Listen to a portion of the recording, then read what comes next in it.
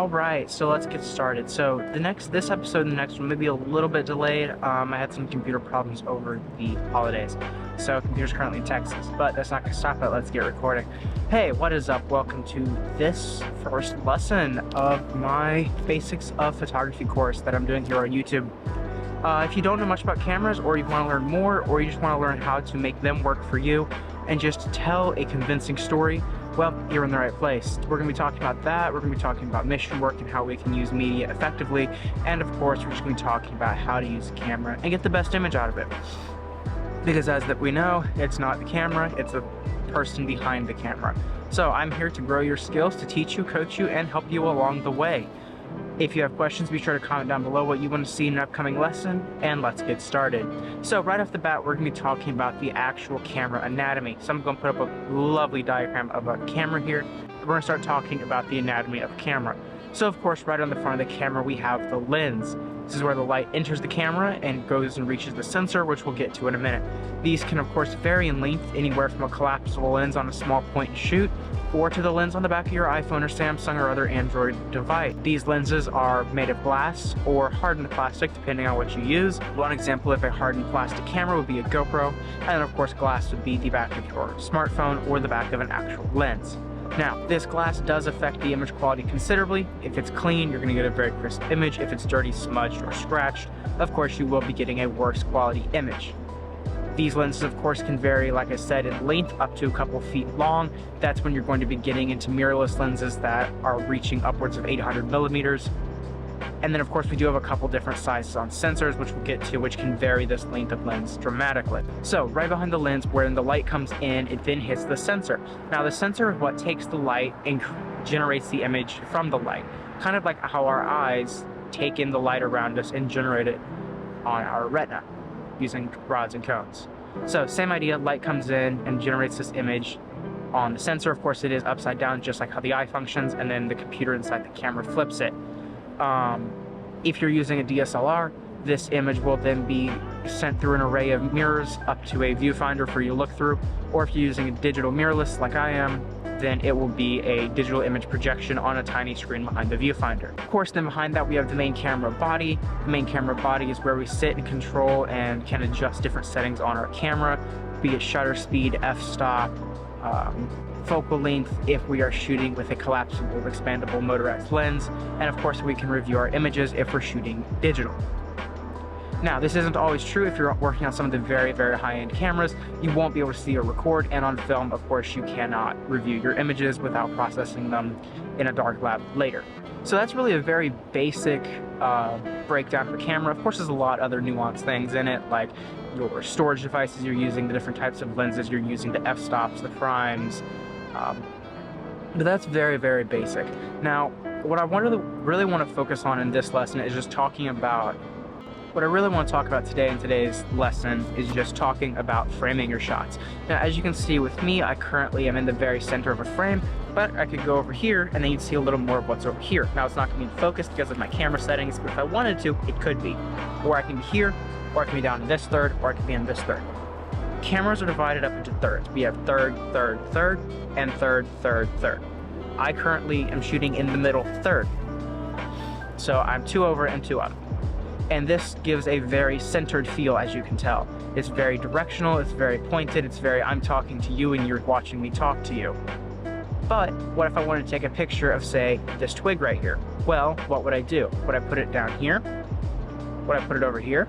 Would I put it down here? I'm looking at my screen over here so I can see it. Where would I want to put this twig? And a lot of that depends on creative ability and just creative prowess and what you want to see in your photo. Now, I'm gonna go ahead and throw up a couple images of mine that I've taken and just look at where the point of focus is. Is it in the middle? Is it one of the thirds? Or is it just kind of across everything? I'll go ahead and let you look at those now.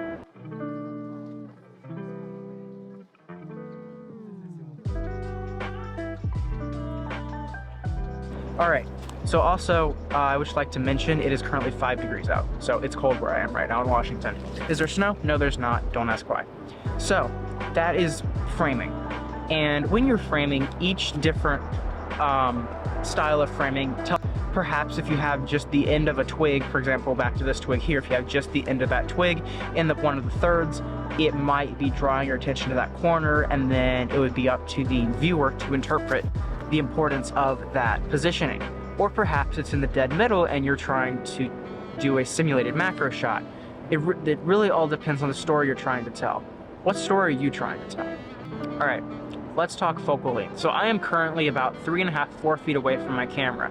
We have a nice bokeh behind me, a lovely blurring of the background and the foreground if there was anything in front of me, a lovely blurring of the background behind me, and if there was anything in front of me, it would be blurred as well if I was shooting, for example, through some twigs. But that can easily be affected by our telephoto length. So I'm currently shooting approximately, I'm guessing, at about a 75 millimeter. My features look very normal. I don't look compressed, squashed, or flattened out.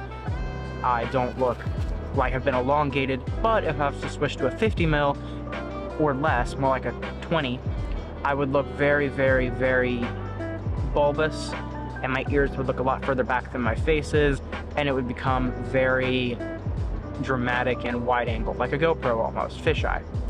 And of course that can go down, that's going to become more and more pronounced the closer you are to the lens and the wider angle of your lens is. So if I was shooting with an 8 millimeter, that would be known as a fisheye lens, and I'll show you some images of what a fisheye lens look like now. Or if I was shooting with a very, very, very long lens, say a couple hundred, that's what this would look like. And you can see what's interesting is the background blur. So it doesn't always have to do with your lens. Sometimes it also just has to do with your f-stop. So let's go ahead and talk about f-stop now. So f-stop is really what determines your depth of field, whether that be a 1.5 or that be a 22 or an infinity focus lens. F-stop is where your focus point is. So if I'm shooting at a 1.5 and I was sitting here, I would be extremely separated from my background. Those trees behind me would be very, very blurred, and this right here would also be very blurred because I'm about 4 or 5 inches behind that. That would be blurry as well. But since I'm shooting at more of a 2 or a 3, everything's a little more in focus. This can also be exaggerated if I was to switch to an f/22, where just about everything would be in focus, or if I had one, switching down to a 1.5, which would be, again, like I said, everything would be very blown out of focus except for me. Now, when you do get down to these f-stops that are very, very low, a 1.5, a 1.1, a 0.96, which are thousands of dollars usually, your focus point becomes so small, it is very hard to get stuff in focus. So if I was shooting with the example of a 0.89 f-stop, the tip of my nose would be in focus, the rest of my face would be slightly out of focus. But if I was shooting with a 1.5 or a 2, I could have my entire face in focus, and that'd be the only thing in focus.